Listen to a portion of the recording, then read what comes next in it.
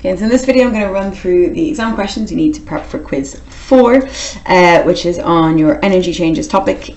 First question I think should be straightforward, but I just want to emphasize that you need to show you're working. Okay, it's really easy to make a mistake, but you'll get your error carry forward marks. You can get 3 out of 4 even if you have the wrong answer, as long as you've shown you're working. You can get a mark for each bit you've done correctly. So I would split my page in 2. Bonds broken, you'll see you've got 1, 2, 3, 4 CH bonds, so it's going to be 4 multiplied by 4, 3, 5, and then you've got 2 O double bond O's, so that's going to be twice 4, 9, 6. So do your bonds broken, add those two numbers together and get your value, and then bonds made, you've got 1, 2 C double bond O's in CO2, and then you can see in the 2 molecules of water in total you have got 4 OH bonds. So work out each side, that's 1 mark each. Then you have to get the difference, so it's bonds broken minus bonds made, and then you get a final answer for putting your answer here on the answer line. Make sure you include your sign. So in this case it's going to work out negative, so show that negative sign or you won't get your mark.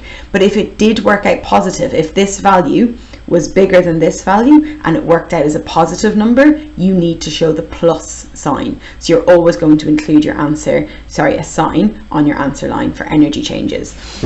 The next one's a little bit harder just because they didn't draw the molecules for you. I mean, if you look at the values they've given you, you can pretty much work out the type of bonds that you would have, but you know, they might give you a bigger list and then expect you to be able to pick it out. So how are you supposed to know that H2 is just bonded by a single bond? Well, that's when you look at your dot and cross diagrams, okay? Hydrogen only has 1 electron in its outer shell.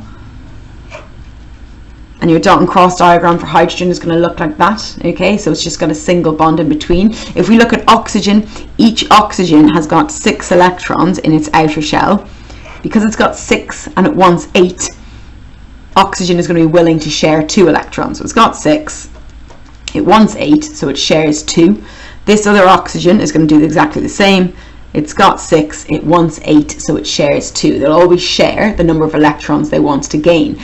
And you can see here that they both end up with 8 electrons now in their outer shell, but you've got 4 electrons in the shared space, and that is a double bond. So oxygen is double bonded to the other oxygen, but again, you can get that there from that value. And then H2O, if you were to draw H2O, oxygen, as I said, wants to gain 2 electrons, so it's always going to form 2 bonds. So here it just formed 2 bonds with itself, but here it's got 2 hydrogens. It will form 1 bond with each, and you've got single bonds then between oxygen and hydrogen. So if in doubt, draw yourself a little dot and cross diagram, but in general, if it's in group 4, so something like carbon, it's gonna form 4 bonds in total.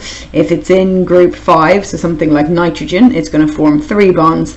In group 6, it's gonna form 2 bonds. In group 7, it's gonna form 1, and if it's hydrogen, it's gonna form 1. And they're the number of bonds it has to form in total, so you should help you figure out whether you've got double or single, but often they'll give you the information to point you in the right direction.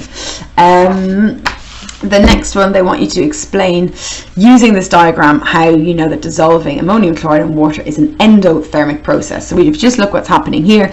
We can see our reactants are down here, and then our products are up here on the heat energy y-axis. So I can say heat energy is absorbed, okay? The fact that the products, so these are my products, I can say the products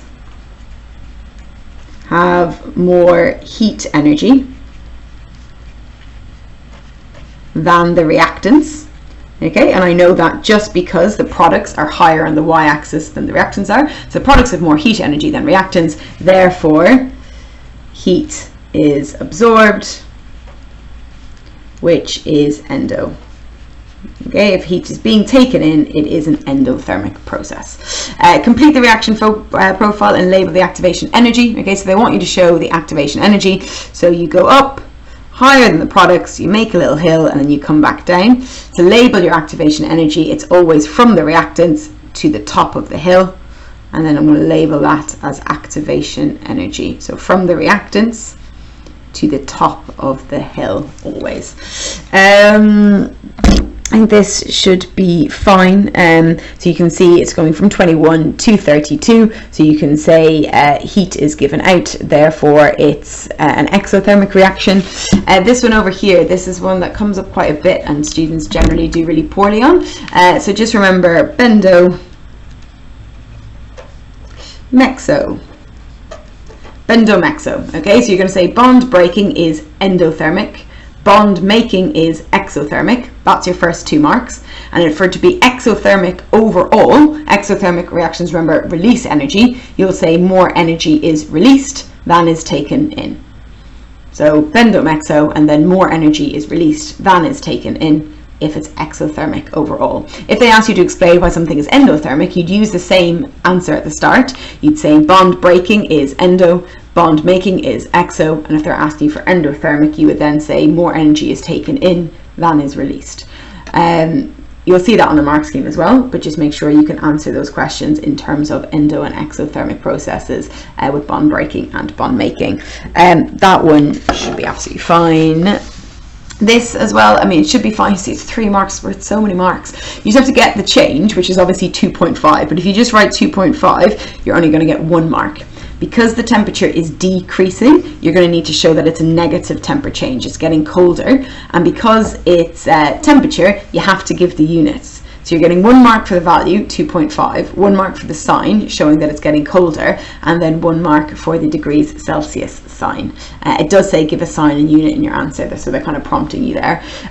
This is the ammonium ion. So ammonia is NH3 and ammonium is NH4+. So it's the ammonium ion and the nitrate ion. The charges cancel out, so it's just going to be NH4NO3, and it's called ammonium nitrate.